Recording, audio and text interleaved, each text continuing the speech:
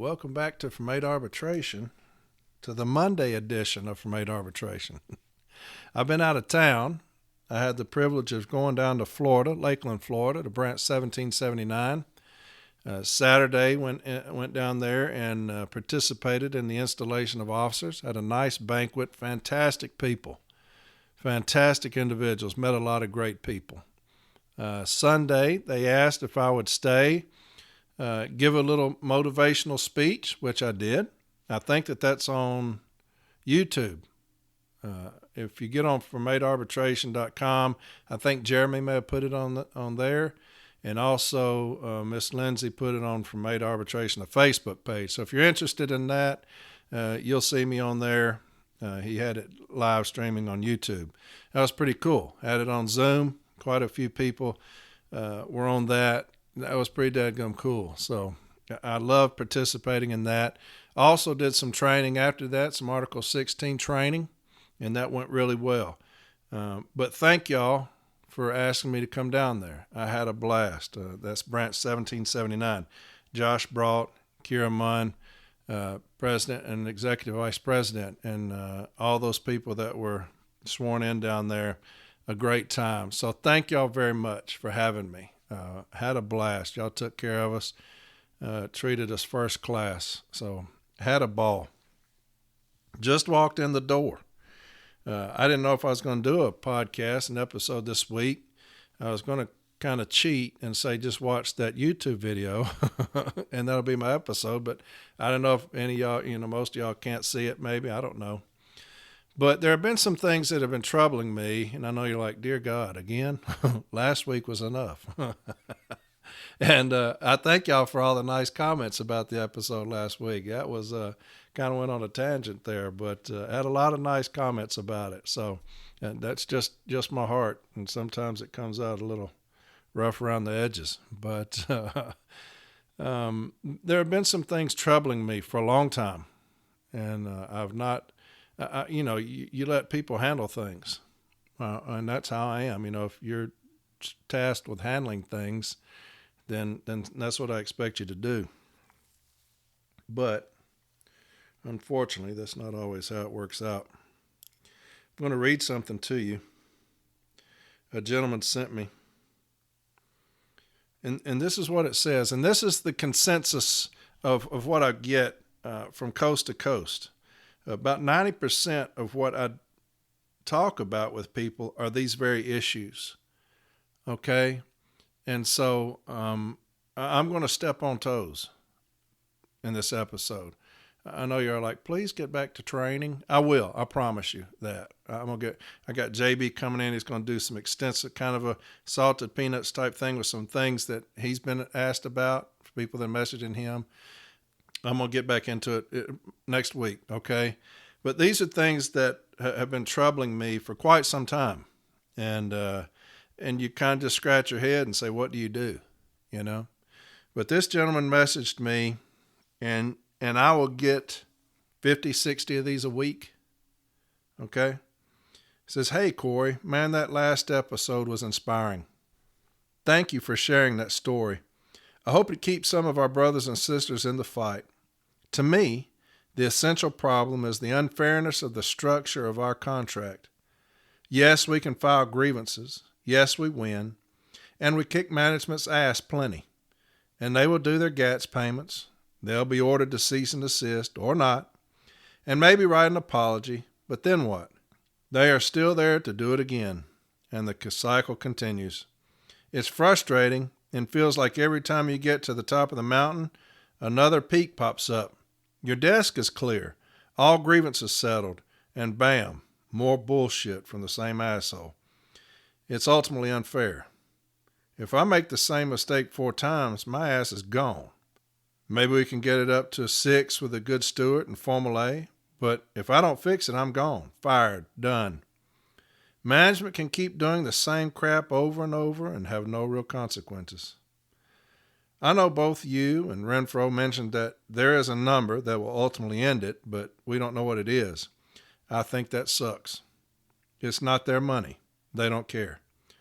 I'm sorry for the long email, brother, but let me get to the point. Here's my proposal. The NELC needs to bring a bill to Congress, call it the USPS Management Accountability Act. If we can show just how much money is wasted on repeated violations of the contract by bad management, the number has to be astounding. These assholes like saving money, so here's how you do it. Remove them and send them back to whatever craft they came from. So if a carrier gets 4 strikes, letter warning, 7-day, 14-day removal, then the 204B gets the same. An EAS, 8 strikes, go back to your craft. A postmaster, 16, go back to your craft. A poom, 32, and so on. I put this idea out on a USPS Facebook page, and I got one dude who messaged me about it. I don't think you can start a movement with 2 people. But you've got an audience, brother. A motivated, frustrated audience who are hearing those drums and are ready for war. Let's do it. If you don't agree, that's fine too. I still love the show and what you do with educating us carriers. Thanks, Corey. I'm with you 100%, my man. I'm with you 100%. And I'm going to say some things tonight that's going to upset some people. All right? I don't like upsetting people, but I'm going to say some things that are going to be upsetting to a few. All right? This problem is age old. Noncompliance. Issues on the workroom floor. We deal with it over and over and over again. We've got a craft that is tired, overworked, understaffed, and underpaid. And that's the bottom line. The letter carrier craft, the city letter carrier craft is tired, understaffed, overworked, and underpaid. And that's just how it is. What do we do about it? We've got collective bargaining coming up. Is that how we handle it? What happens if it doesn't go our way? What happens if we go up there and put the best foot forward with the same law firm that's been doing them for the last however many years, 30 years, the same law firm? What happens if this same law firm gets the same contract that we've been getting, the 1%, 1%, 1%? We've fallen way behind other companies that are in the same business, right? What do we do? What if it doesn't fix our staffing? What if it doesn't fix our workroom floor? What if it doesn't fix the constant issues of noncompliance? This is what I hear all the time, noncompliance. What if it doesn't fix that? What do we do then? Who do we look to say enough is enough? And what does that individual do? Here's the bottom line, folks. And this is tough to say. And I don't like saying it. But this is the bottom line. We no longer have a Vince Sombrotto in our union. That's just the way it is. We no longer have a Vince Sombrotto in our union, period. We no longer have that hero, right? We no longer have that person that we can look up to and say, Captain, my captain. We've got you. We're here with you. We're going to fight with you. We don't have that anymore. We had 15% of our membership voted in our last election for president, that ticket. 15%. Why is that? Why is it that so unacceptably low right there? Is it disinterest? Is it one of those things that you got 2 tickets and people are like, I would hope not. But why is that 15%, only 15% voted in this last election? Because we don't have that hero. We don't have that person that will shake it at the foundation. We don't have it. Vince Sombrotto hit the ocean and caused a tsunami. Son, caused a tsunami. He was a hurricane. He was a hurricane. He delivered mail for 20 years in terrible conditions. Pay was terrible. Working conditions was terrible. Sound familiar? Then him and 6 other carriers that called themselves the Magnificent Seven. Now, you knew they was fixing to tear up some shit, right? The Magnificent Seven. from Branch 36 decided enough was enough for my people. Enough was enough for my people. We're going to make a change. And they went on strike. The President of the United States got involved, called a state of emergency, called in the military, and they couldn't handle it. And Vince Sombrotto changed the course of the city letter carrier, and we got collective bargaining because of it. He was our president from 1978 to 2002 and was a damn hellraiser every day he got in his office. He was a tsunami, son. And we got people right now that wouldn't cause a ripple in a toilet bowl. They're the feathers of a hummingbird. And we wonder why, for so long, shit has gone unaddressed. That's why. We no longer have a Vince Sombrotto leading us. Now, we got new leadership. I'm still going to hold out hope that things change. I am. I'm going to hold out hope. Y'all remember The Warriors, the movie The Warriors? Cyrus was the leader of the main street gang, right? The Gramercy Riffs. Remember that? The Gramercy Riffs. And Cyrus called all the other gangs, delegates from all the other gangs around New York to come into this central meeting. And he said, hey, we're going to put all of our differences aside and we're going to combine forces and we're going to run this place. We're going to run this city. No cops can touch us. Nobody can touch us. That's what he did. And he got them all to agree. Of course, somebody shot him, but in the movie. But what we need is a Cyrus. What we need is somebody who's going to shake the foundation of our craft. We had 15% voted, right? 15%. Why is that? It's because nobody shook the foundation of this craft. Nobody shook the foundation of this craft. We had people that were causing, that couldn't even cause ripples in a toilet bowl. We've got to have that Sombrotto step up if we're going to have anything done. And that's just the way it is. Things have been going on status quo for far too long. This issues of noncompliance, we have accepted that as the norm. Well, just keep filing grievances. Like we were saying, there's going to be a figure. Should it really come to that? That's what we have right now. That's the process we have right now. So that's the only answer, right? Until something happens. What about the issues on the workroom floor? We're going to take things to arbitrators. Some of them don't believe in the joint statement still. Don't believe in the ability to remove management from their managerial positions. So then what do? We're stuck with those managers that are causing my carrier's heartache. Is that where we're left? The understaffing. Are we just left with it that management on Article 3 has the right to hire, so we're just, oh well, we can't do anything with that. So my people will constantly be mandatoried overtime every day because we don't have enough staff. We have people not on the list that are being mandatoried 6 days a week. Well, just keep filing grievances. Just make sure that you continue to do it on a rotating basis. Is that the answer to everything? Is the status quo, the things that have been going on for the last however many years? Do you think that those same things would be going on if we had a Vince Sombrotto in office? I do not. I do not. I just don't. One, Sicario, Day of the Soldado. Y'all ever seen that movie? It's one of my favorites. I love both movies. I think they're coming out with a third. I hope they are. But in the second one, Josh Brolin, remember he's in there meeting with this cabinet or whatever. And they're wanting him to start a war.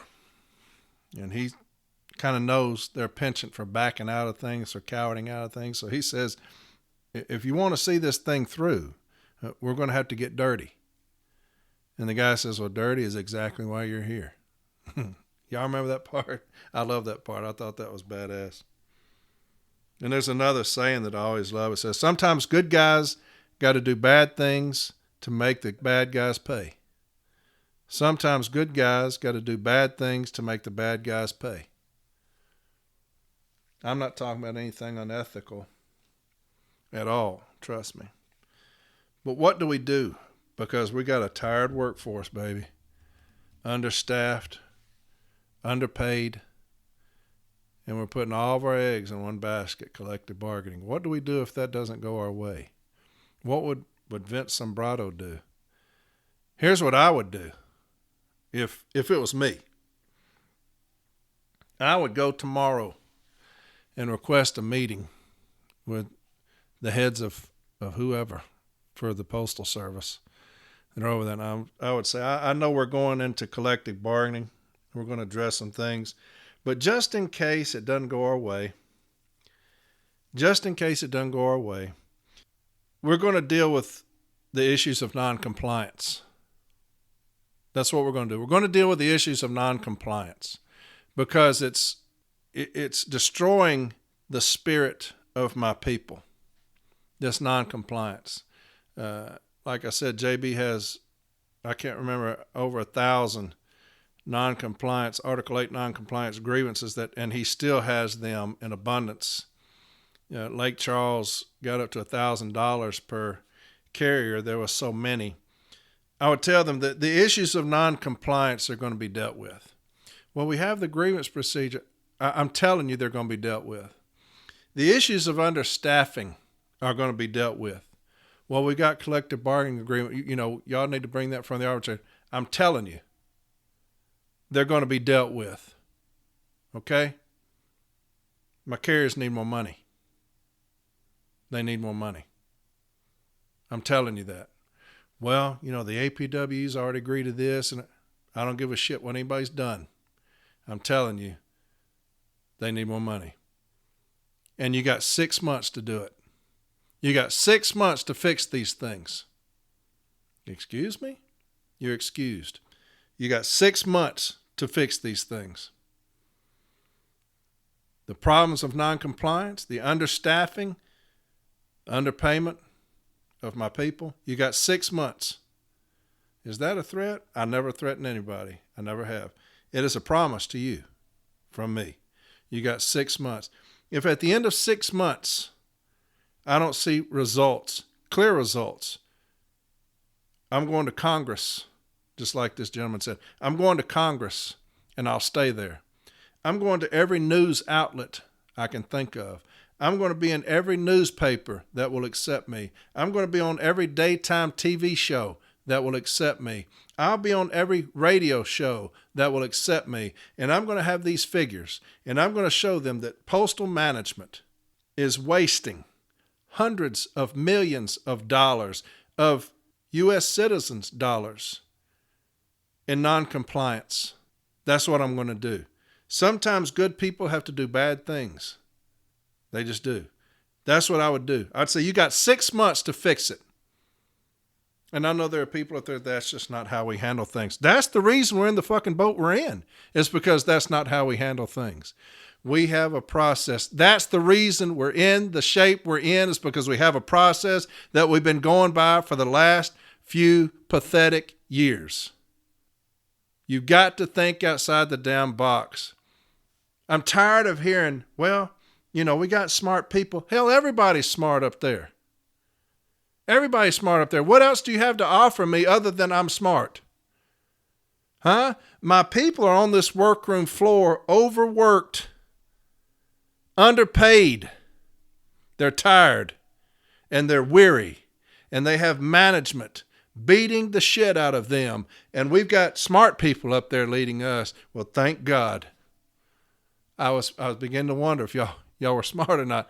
We got smart people. Everybody's smart up there. What are you going to do to make a difference? Huh? How are you going to think outside the box? I'm going to give y'all some figures. I've told y'all about some cases that I've dealt with in arbitration, and we've won. One such case was out of Kingsport. And what had happened in that case was management was falsifying clock rings and got caught. Shop steward caught them. And as part of that, they had to furnish the union, part of the remedy of that when we filed a grievance, they had to furnish the union 2 pieces of paper, one for both supervisors showing training that they received. 2 pieces of paper, not an exorbitant amount of paper, 2 pieces of paper, one for each supervisor. They didn't do it. So we took it to arbitration. We asked for, I can't remember how much money it was per carrier. We took it to arbitration, and management was saying, hey, it's 2 pieces of paper. This is an exorbitant amount of money that they're asking for 2 pieces of paper. And the arbitrator said, it's not about that. It's not about that. It's about the cease and desist that you were given. And 1 cease and desist is enough. And being as you didn't give those 2 pieces of paper, you violated what both parties agreed you would do, which is cease and desist. And so I'm going to give the union its requested remedy. That sum was $245,000. That's how much management lost for that noncompliance, was $245,000. Let me tell you that. Let me break this down for you. Okay?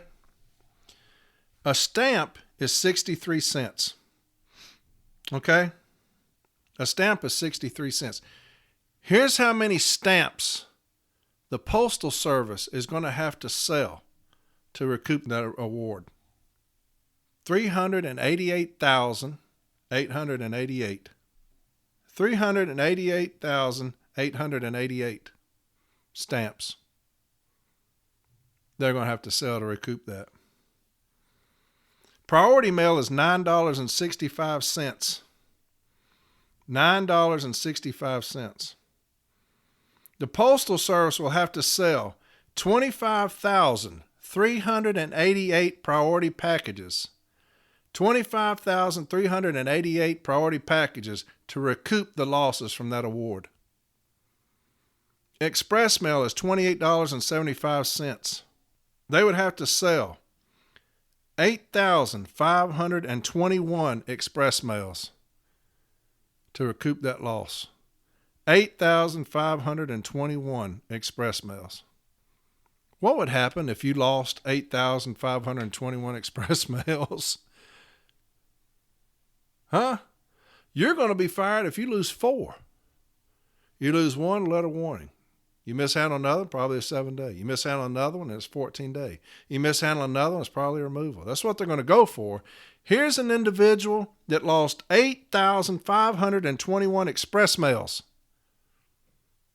because you didn't give me 1 piece of paper. What are we doing about that? What are we doing about that? Because nothing happened. The supervisor's still the supervisor. Nothing happened to him. He didn't even come testify. He said it was a joke. He said, I'm not going in there and testifying. It was a joke to him. In Nashville, I had a route count and inspection arbitration. I told you about this one as well. What happened in this one was it was the largest station in Nashville, Woodbine Station, over 40-something routes in there.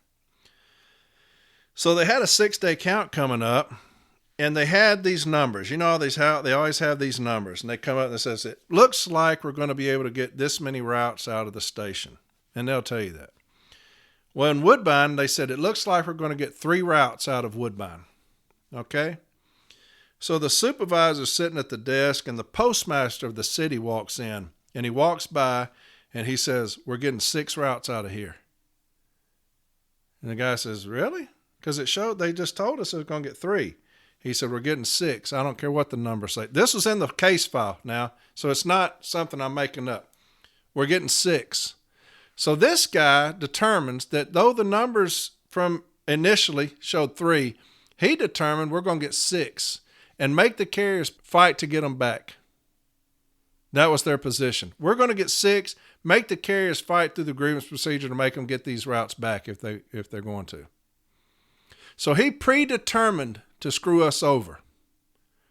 The number said 3. The postmaster says, I want 6, even though it never showed that. The numbers didn't show that. Okay? They lost $500,000 in that grievance settlement. That was another one I took into arbitration, and Arbitrator Roberts awarded it to us. And they just didn't give us information on that one. And so $500,000. Listen to this.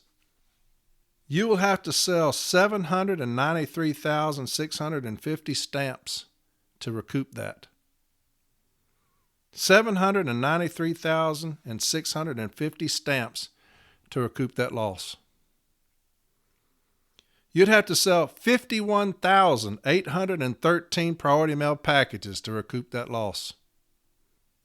You would have to sell 17,391 express mail pieces to recoup that loss. And nothing happened to that postmaster or those supervisors. Do you see what I'm talking about? Do you see what I'm talking about? What would happen if the public became aware of that through a Vince Sombrotto on national television saying, this is what we're dealing with at the post office. They can't even pay my carriers a better wage because of these bastards doing this.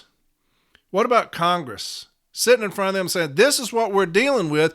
You just had postal reform voted on, and management is pissing every saving away because of this. They're pissing it away. What would happen if he or she, the next Vince Sombrotto, was on the news every day harping on this? You think the post office would bend? Do you think they'd say, please stop? We're going to address it. What if they was on the news every day, on talk shows every day saying, this is what we're dealing with. We receive no tax money. We're self-sustaining. And this is what the Postal Service is doing. They refuse to police their own. I had an arbitration. It was in 2014. It was in Memphis.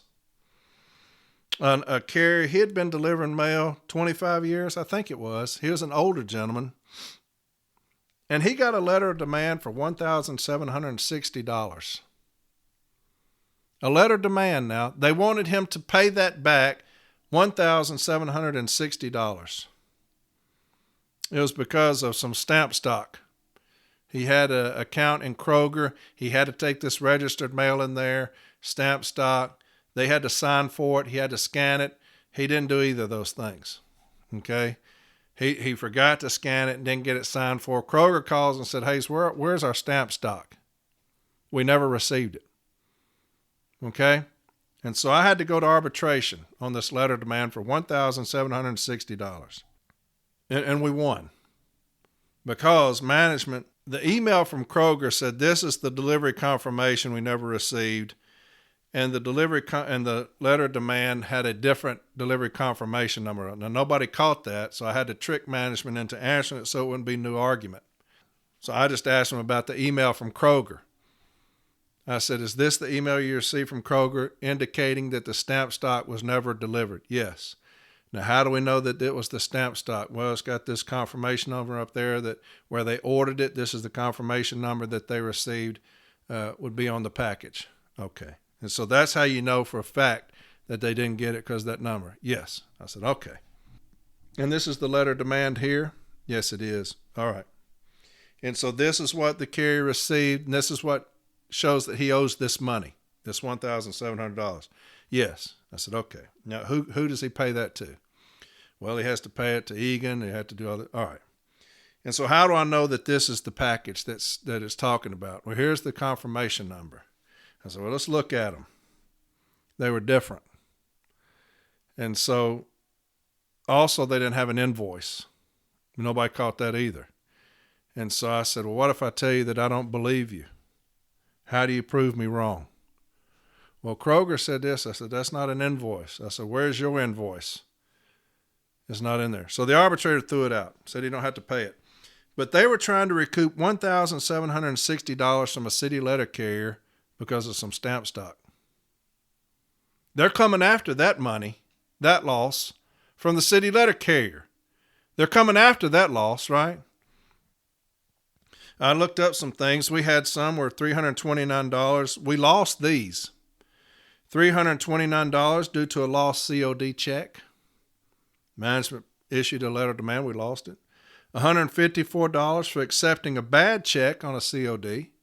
We had to pay that back. $401 for the same thing, accepting a bad check on a COD. We owed that money. Right? So management went after that to get those losses, right? Had a Jeep, had an accident. Management showed that it was because the driver was driving carelessly, and he owed $714 in damages.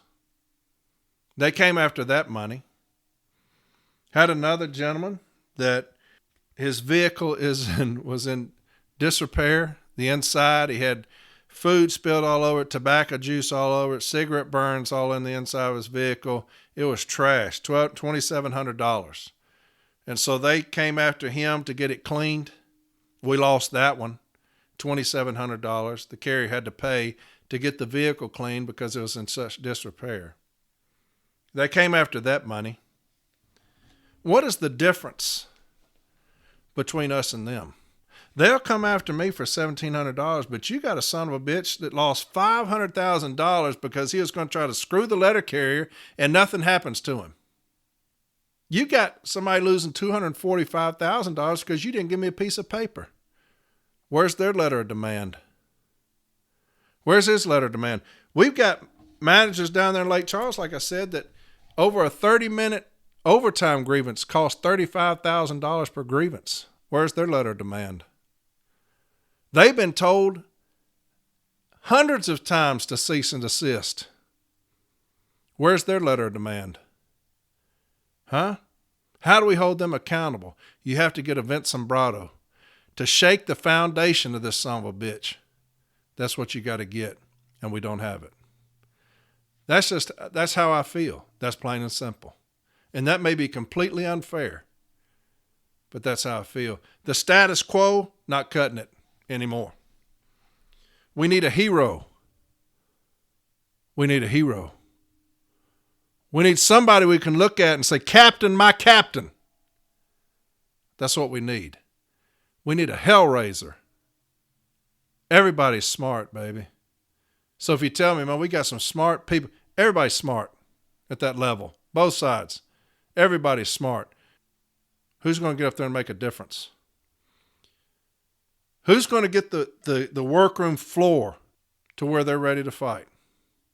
Who's going to get the workroom floor so behind them that we don't have 15% voting? We got about 80% of our membership voting.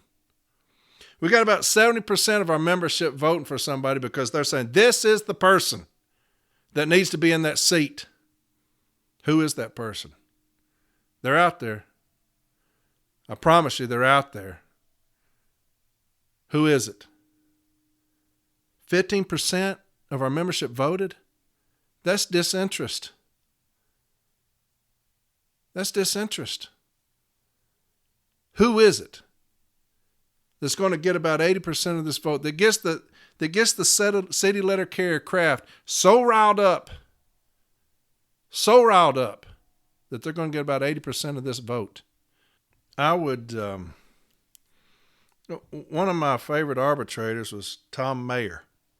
He was very good, very good writer. Win or lose, he wrote great decisions. And I like that because it tells me what happened, what I did wrong, But I talked about this before. I had a case where the station manager brought a gun in her purse, and he removed her from the postal service.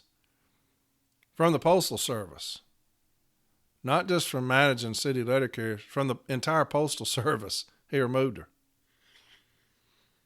And so when they had these arbitration or arbitrator functions, where all the arbitrators come, postal management, the union come, they talk to all of them. Management, head of labor, goes up to Tom Mayer in front of everybody. They're all sitting there talking in different groups, and he goes up to him and says, hey, that decision out of Gadsden, you're off the panel because of that. You won't be back on the panel. In front of everybody, just humiliated the guy. In front of everybody. You're off the panel. Management is cold-blooded as far as that's concerned. On our last panels, we had very good arbitrators. And they said anybody that's paying the branch is gone. Anybody who's paying money to the branch, we're not going to accept that. You're off the panel. I lost all my arbitrators off my panels. All of them are new. All of them are new. They just went in and removed all of them. And we're over here saying, that's just not right. That's not right. We shouldn't be like that. We shouldn't do that. That was our position. That's just not right. You know what I would say?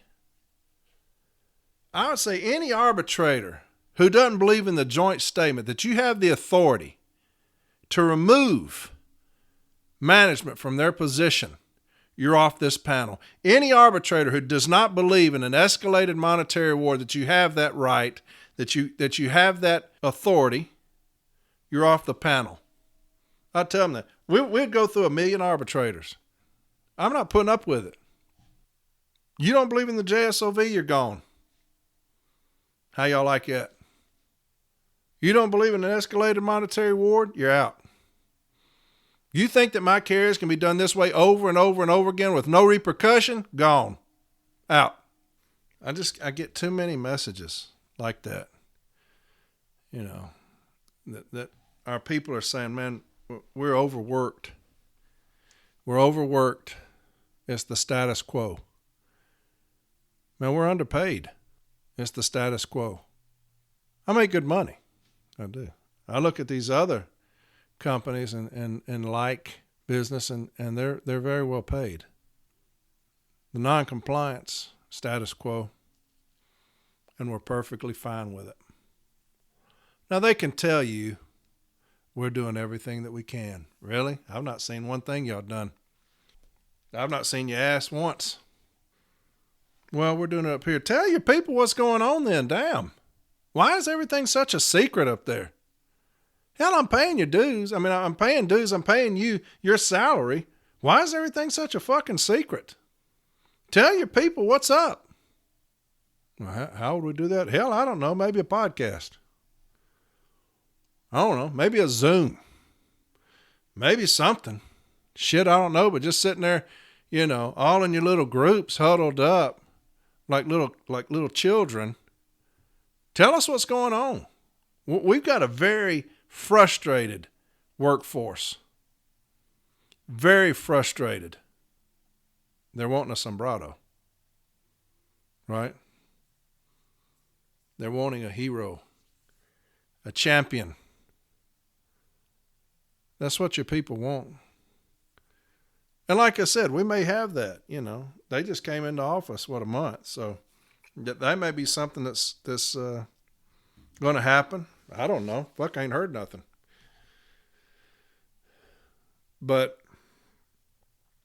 that's my opinion. I know y'all didn't ask for it, but I get so many messages about these things that it's completely frustrating.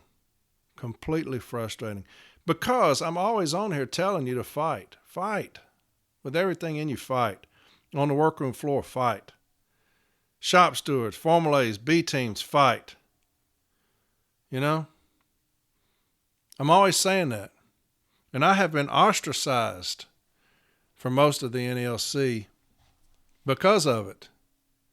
Because of me trying to educate. And that's fine with me. They can all kiss my ass, really. Because I'm not trying to do anything, you know. I had a gentleman come on my podcast a couple of episodes early on, and he was threatened to never be on here again. So he's never been on here again. He's trying to educate his people and was told, don't you ever go on there again. Why? Why is that? You got somebody want to educate and you threaten him with that? Is it because you don't have your thumb on this? Is it because you don't have your thumb on what I'm doing? You don't have control over it? That's the reason I was called to ask to do it, because y'all weren't doing it. Y'all weren't doing it. You know how many business agents are not offering any training whatsoever? I'm down there talking with Josh Brought the other day, and he said that the thing I was going to do when I was teaching and talking was going to be on Zoom. And he had members from other regions reaching out to him saying, how do I get on there? Because we get no training. We went to our business agent, and they are not offering any. They told us there was nothing for us. There's nothing for us. Can you imagine that? A business agent telling somebody wanting to learn, there's nothing for you? Huh? A business agent telling somebody you can't go on there to Corey and be on that podcast and train people and help people. You can't do it. Really? What's wrong with you? We don't have a Vince Sombrotto. That's why. We don't have a captain. We don't have a hero. We don't have a warrior. We just don't. But they're out there. Hey, lift your head up. Lift y'all's heads up out there. They're out there. They're coming. I hope it's what we got now. I do. Yeah, I've had people that have told me that they were told not to talk to me. Can you believe that? I would never in a million years tell somebody not to talk to somebody. That is something that happens in elementary school. Don't talk to Corey. He's divisive. He's this. Really? That's unbelievable to me. For trying to educate. Hysterical. Oh well. What do you do? I've not wanted to talk about this, and you see why. It's not pretty. It's not good. It's not educational, really. And I need to get back into that, and I will. But it's just too many people are reaching out to me saying, we need a leader. We need a leader. We've got to get away from the status quo. And it's going to have to take that person to go in there and shake things at the foundation. When you go in the office and you say, well, this is how we've always done it. It's not working. It's not working how you've always done it. It's not working. Right? Well, we got these new memos coming out. Hopefully that's it. Hey, listen to me. Listen, it's not working. It's not working. How we've been doing it, it's not working. Okay? We're understaffed. Whatever you're doing, it's not working. We're overworked. Whatever you're doing, not working. We're underpaid. Whatever you're doing, it ain't working. The model needs to be broken. It's not working. Okay? Well, all we got is collective bargaining agreement. Then we're doomed to be subpar. We're just like those donkeys in the field with the blinders on and the yokes. Come in, constantly mandatoried, no relief, underpaid. Who's going to step up and save us? Who is it? You're out there. I know you are. Who's going to step up and save us? We need somebody. We need somebody, somebody that's going to galvanize this workforce. Somebody that's going to get about 80% of that vote. We need it. We need it. We're hurting. Our people are hurting. My brothers and sisters are hurting. We need help. If the collective bargaining doesn't go our way, what do? Woe is me. Is that the answer? You think Sombrotto would say, woe is me? Huh? Like I said, I wasn't going to do an episode tonight. This week, I was just going to let that YouTube video kind of be it. You can't really watch that at work, though. And so on the way back from Lakeland, it's been on my heart. And that guy sent me that email, and I'm just like, hell with it. It's something I've been thinking about a long time. Just because so many emails come in about the noncompliance issues, what do? So many emails come in about the mandatoring because of understaffed, what do? So many emails come in about, hey, I can't even get a day off to take my kids to the doctor. I can't even get off to take myself to the doctor. I'm having to miss all these things because I'm being mandatory for fear of retribution, for fear of discipline. They're denying all of our leave. We're grieving it. It's happening over and over and over and over again. We just continuously have to grieve it. We'll win, but I've already missed the appointment by then. Management doesn't care. I hear that over and over and over again. It's like water torture on my forehead, and so eventually you have to speak on it. You just have to talk about it. I hear you. I hear you. I'm with you. I'm with you. And I agree 100%. Status quo is no longer working. What do we do? I told you my mind. I just going to tell him, you got 6 months to fix it all, or I'm gonna sing to the hills what y'all are doing. I'm gonna get down and dirty. And you're gonna think, man, that president right there is the biggest piece of shit. That's okay. That's all right. I'll be that. I'll be that. All right? Some of y'all won't make a ripple in a toilet bowl, and that's why they'll never remember your name. They'll never remember your name. When you say Sombrotto, what do you think? Right? I do too. I do too. You say some of these others, what do you think? That's right. That's what I thought. But I'm going to keep doing this every week. Every week I'm going to be educating. I'm going to keep doing it. You know why? Because they don't want me to. That's why. I'm spiteful. So I'm going to keep educating and keep talking. Why? Because they don't want me to do it. They don't want you educated. They want you grasping for crumbs on your knees. It's the gatekeeper mentality. We're going to have all of it, and you're going to have very little. No. No, baby, not while I'm here. We're going to educate a workforce in everything. We're going to educate a workforce. Right? That way, when we do get that Sombrotto in there, he's going to say, hey, how are we on education? We're full up. Let's get it. Let's get it. We're holding people to task. Come on.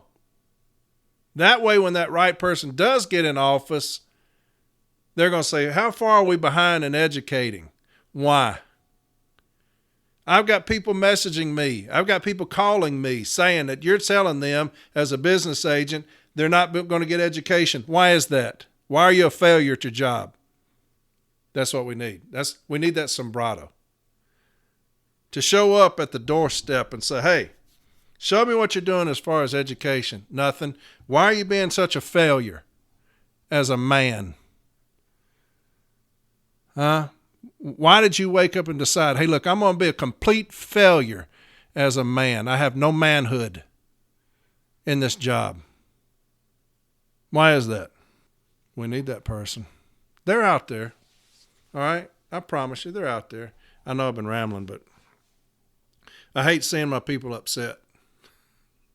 And to tell you the truth, this whole time, I have told myself I'm not going to get loud and cuss. I think I've done good. Right? Last week, I went crazy.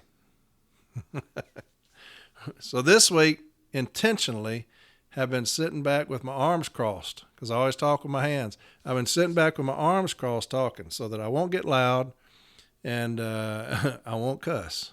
And so I think I've done well. But my people are hurting, and you're going to hear about it.